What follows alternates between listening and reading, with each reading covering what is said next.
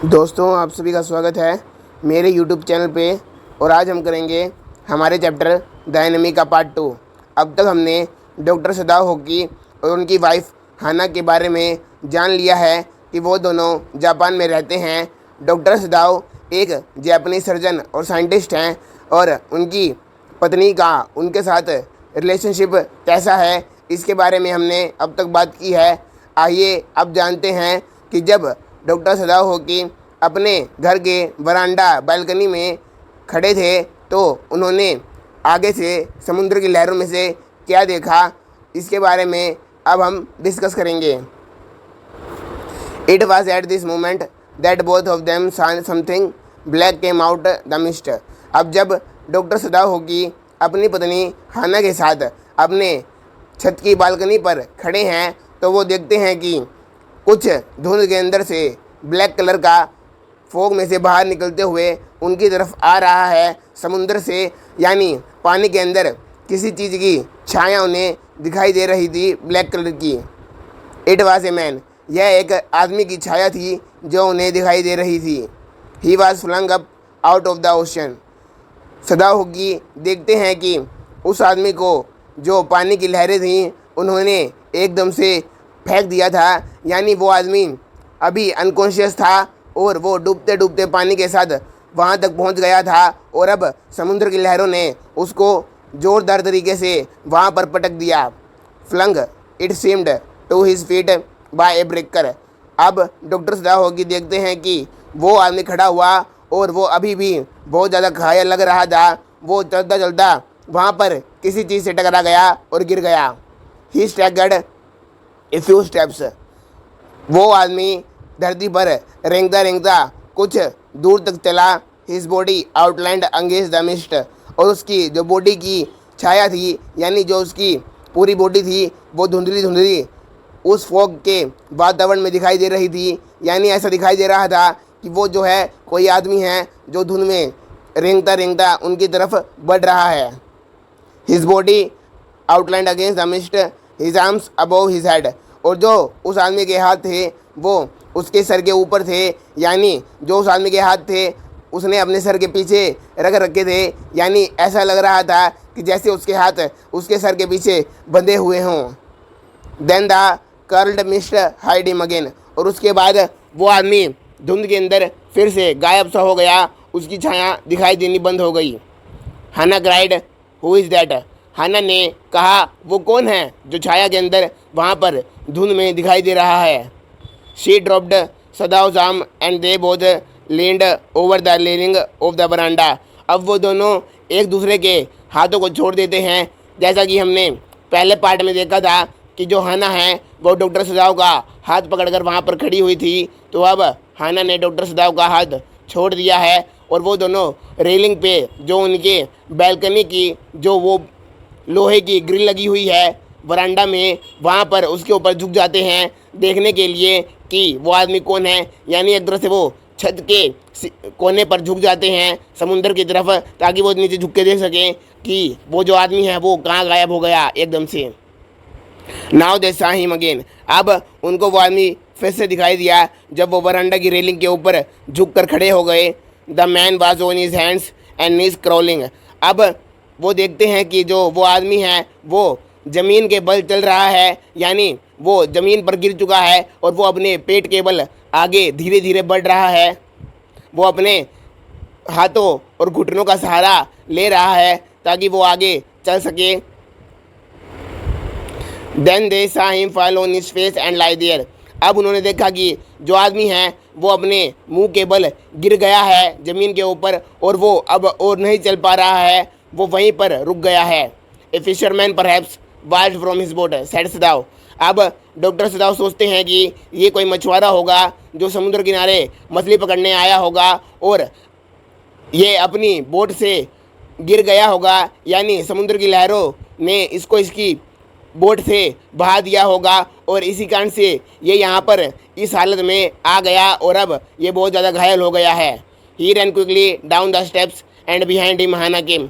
अब डॉक्टर सदाओ अपने घर से नीचे उतर आते हैं सीढ़ी के द्वारा और उनके पीछे पीछे हाना भी भागती है ताकि वो दोनों उस आदमी के पास जा सकें और उसकी हेल्प कर सकें। हर वाइड स्लीव्स फ्लाइंग, और जो हाना ने किमोनो पहन रखा था उसकी जो बड़ी बड़ी खुली बाजुएं थी, यानी जो उसकी खुली सी ड्रेस थी हाना की, उनके अंदर हवा जाने के कारण वो हवा के अंदर लहरा रही थी, क्योंकि किमोनो बहुत ही हल्का होता है और उसकी बड़ी बड़ी बाजुएं होने के कारण वो हवा में पतंग की तरह लहराता हुआ दिखाई देता है। ए माइल और 2 away on either side there were fishing villages.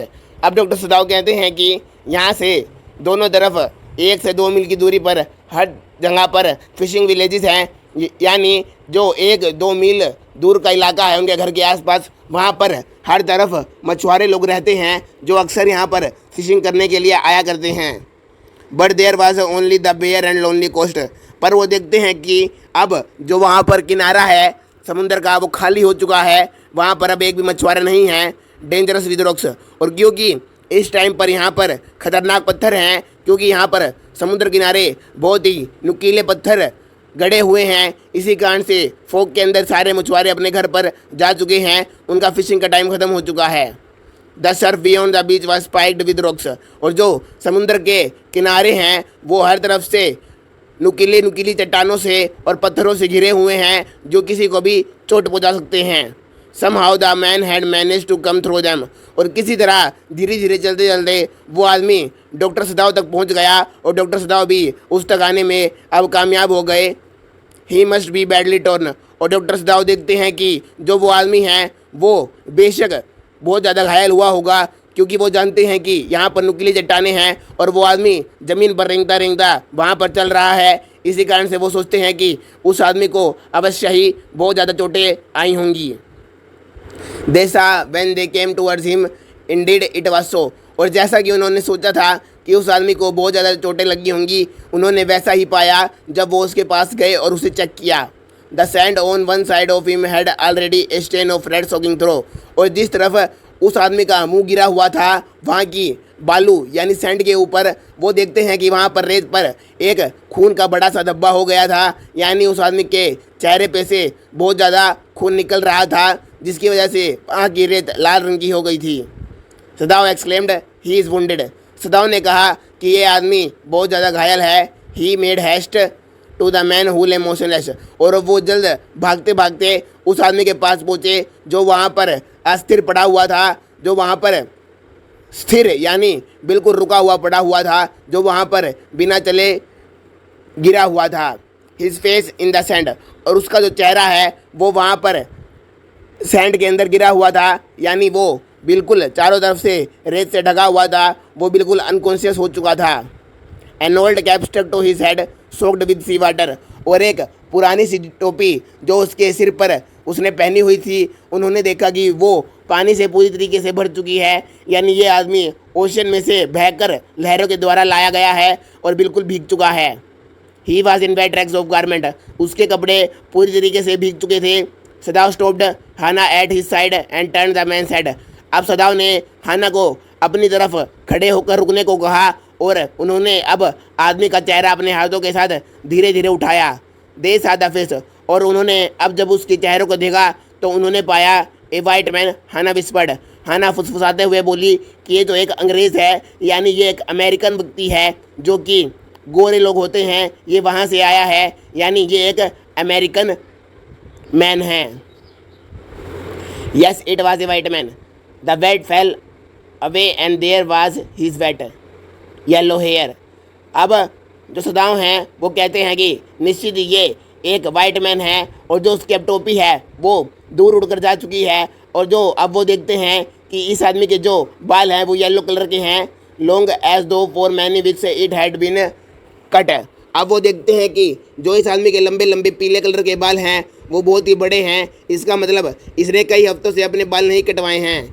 And upon his young and tortured face was a rough yellow beard, doctor Sadao देखते हैं कि जो ये आदमी है इसको बहुत ज़्यादा टॉर्चर किया गया है, क्योंकि इसके चेहरे पर बहुत सारे चोट के निशान हैं, और वो देखते हैं कि इस आदमी की एक येलो बियर्ड है जो रफ है, यानी इसने कई महीनों से दाढ़ी भी नहीं बनाई है। He was unconscious and knew nothing that they did for him, और अब वो आदमी अनकॉन्शियस वहाँ पर पड़ा हुआ है और वो नहीं जानता कि कोई उसके पास आकर उसे चेक कर रहा है, वो बिल्कुल मूर्छित हो चुका है। Now Sadao remembered the wound and with his expert fingers he began to search for it. अब डॉक्टर सदाव अपनी एक्सपर्ट फिंगर से उसके घाव को देखते हैं, क्योंकि वो समझ जाते हैं कि ये बहुत ही गहरा है, तो वो उसे चेक करते हैं। Blood flowed freshly at his stage, और जैसे ही डॉक्टर सदाव ने अपना हाथ उसकी चोट के ऊपर रखा तो वो वाउंड है, जो वो घाव है, वो खुल जाता है और वहाँ से खून बहना फिर से स्टार्ट हो जाता है। On the right side of his lower back Sadao saw a gun wound had been reopened, the flash was blackened with gunpowder. आप डॉक्टर सदाव देखते हैं कि उसके कमर के नीचे वाले हिस्से पर राइट साइड की तरफ एक बंदूक की गोली का निशान है, यानी उसको वहाँ पर गोली लगी है, और जो वहाँ की जो उसकी स्किन है, जो उसके शरीर का हिस्सा है वहाँ का, वो ब्लैक कलर का हो चुका है, क्योंकि बंदूक के जाने के कारण उसके शरीर के उस हिस्से में गन पाउडर पूरी तरीके से फैल चुका है। Some time not many days ago the man had been shot and had been tended, it was bad chance that the rock had struck the wound. अब डॉक्टर सदाव को पता चल जाता है कि कुछ दिन पहले इस आदमी को शूट किया गया है, यानी ये जो गोली है वो इस आदमी को कुछ ही दिन पहले लगी है, और इस आदमी का इलाज भी नहीं हुआ है। ये इसकी बदकिस्मती है कि इसका इलाज भी नहीं हुआ, और अब जो यहाँ के नुकीले पत्थर हैं उन्होंने इसके घाव को फिर से गहरा कर दिया है, यानी इसके शरीर पर और ज़्यादा घाव होने के साथ साथ जो इसके घाव थोड़े बहुत भर गए थे, जहाँ से खून आना बंद हो गया था, वो भी नुकीले पत्थरों के कारण फिर से खुल गए हैं, और अब इसके पूरे शरीर के अंदर ब्लड बह रहा है। Oh how he is bleeding, Hana whispered again in a solemn voice. अब हाना धीरे से एक दयापूर्ण आवाज़ के अंदर कहती है कि देखो तो इस आदमी का कितना ज़्यादा खून बह रहा है। The mist screened them now completely.